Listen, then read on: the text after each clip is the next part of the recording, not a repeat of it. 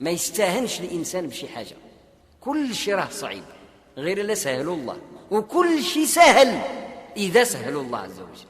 والأصل في التيسير والتعسير، يعني باش الحاجة سهلة ولا ما سهلش إذن الله. واش ربي عطي فيها الإذن تكون ولا ما عطيش فيها الإذن تكون؟ إذا أذن سبحانه وتعالى فقد جعل الحزن سهلا، وإن لم يأذن فقد جعل السهل حزنا. وكم من شخص له ما له ويحيط به ما يحيط به من إمكانات لم يستطع أن يصل إلى أبسط الأشياء من الطعام والشراب التي يصل إليها الإنسان الفقير. وهذا رأيناه وشاهدناه، ناس أهل مال وإمكانات عجيب، وعنده الضياف كيأكلوا من فاخر الطعام، محطوط عنده في الدار ديالو العشاء يمكن يطيح بمليون الفرنك هذيك الليلة، وهو مسكين محروم جالس واحد الطبيلة بوحده كيأكل خبز محروق من بعد على داك الشيء كله وشي ميطشات وبصيلات. عجيب. الناس يأكلون مما أنفقه من أموال باهظة وهو ممنوع، منعه المانع، ممنوع ياكل الإمكانات كلها بين يديه، ومنع من أن يأكل لذيذ الطعام، وإلا كلاه ثم يطيح، منعه الله عز وجل.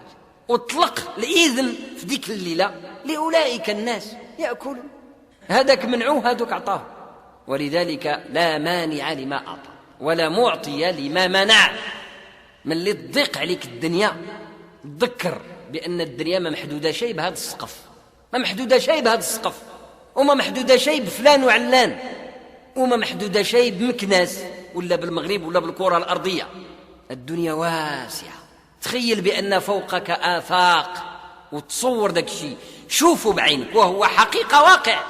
ملايين طبقات الفضائية، ملايين المجرات بالملايير المجرات في السماء الدنيا، والكواكب السيارة ما شاء الله، والملائكة المشتغلة بأمر الله في جولتها عارجة إلى الله ونازلة كما في سورة المعارج. عجيب. تقطع ما الله به عليم من مئات السنوات الضوئية كما يعبرون اليوم بين الأرض وبين السماء. كون ضخم العقل ديال ابن آدم ما يقدرش يتخيل اتساع ديال.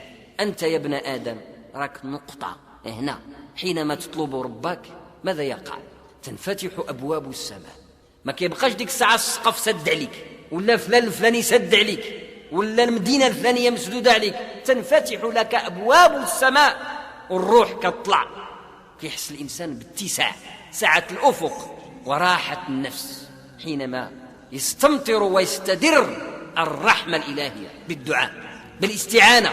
والله عز وجل آنئذ كن على يقين أنه يسمعك. واحد في اثنين، إما أنت غيب إلا ما حسيتش وما شعرتش وما شفتش أن الله يسمعك في ديك اللحظة، في ديك اللحظة نفسها، وحرفا حرفا كتطلقوا من فمك ربك يسمعك.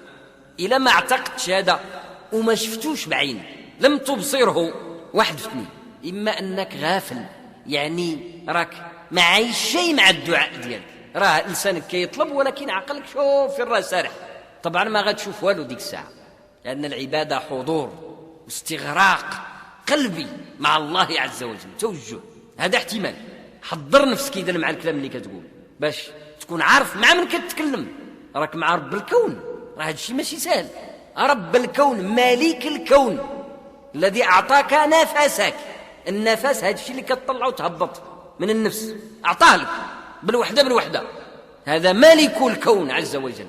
هذا الاحتمال الأول، إما أنك غيب ما عرف شيء مع من كتذكر، غيب عقلك، أو أنه لا ثقة لك بالله، وهذه أفظع، أو أنه لا ثقة لك بالله، ما عندكش الثقة بأن ربي تعالى راه رب الكون فعلا. كتقول وقيل راه ملهي، راه كيسمع لشي جهة أخرى. سبحان الله، هذا راه رب الكون يسمعك أنت في هذه اللحظة، في هذه اللحظة بالضبط، ويسمع غيرك من أهل الأرض ملايير كل من دعاه في هذه اللحظة، ومن النمل ومن الحشرات ومن الحيوانات ومن أهل السماء وأهل الماء من الأسماك وغير ذلك من الخلائق. ما تديرش القياس على عقلك، تبدأ تدير انت في بلاصة ربي سبحانه وتعالى عندك، فهو شرك بالله عز وجل. وتخريب لعقيدتك. أنت ابن آدم ضعيف، وربك هو سبحانه وتعالى الموصوف بكمال الصفات. لما كيقول لك الله عز وجل إن الله سميع عليم، سميع، ما تديرش هذيك سميع بحال سميع ديالك انت، زعما راك كتسمع. سبحانه، سمعه عز وجل هو سمع الربوبية الخالقية، ماشي سمع المخلوقية، سمع المعبودية، ماشي سمع البشر العبد، هو سمع الخالقية، سمع الخالق، سمع الرب سبحانه وتعالى. ليس كمثله شيء.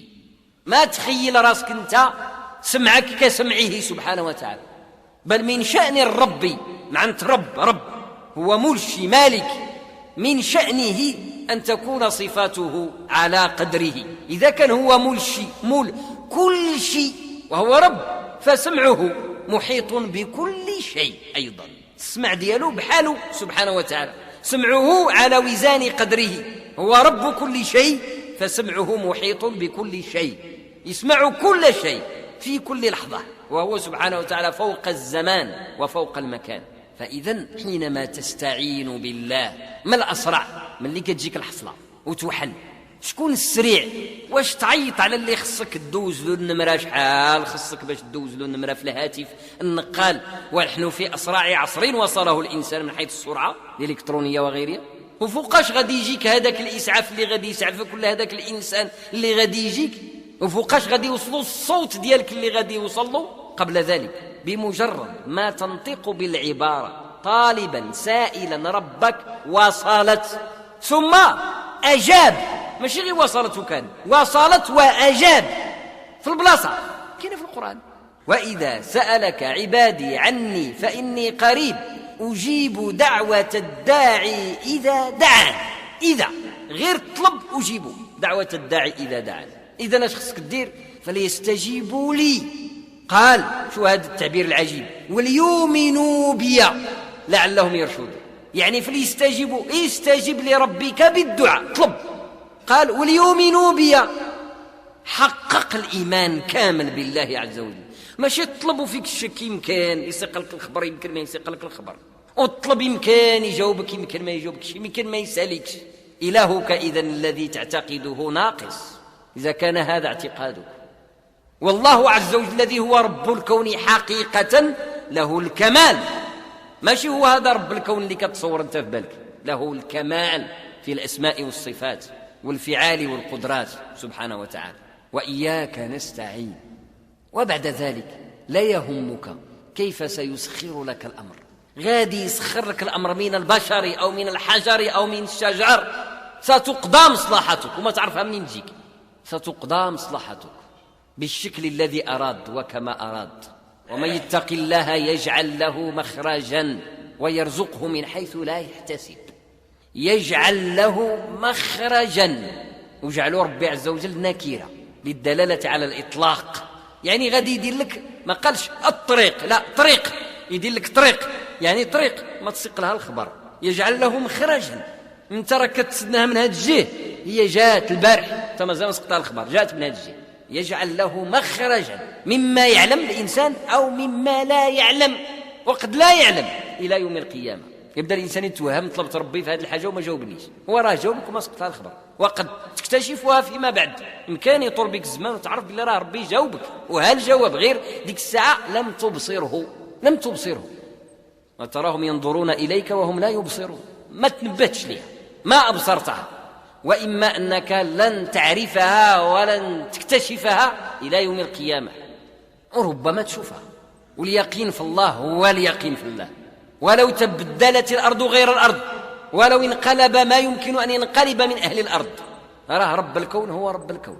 لا يغرنك تقلب الذين كفروا في البلاد، عنده يخلعك بندم وتقول راه يقدي حصرك ويمنع عليك رزقك ويدير لك أبدا، لو كنت تثق بالله وفي الله حقا.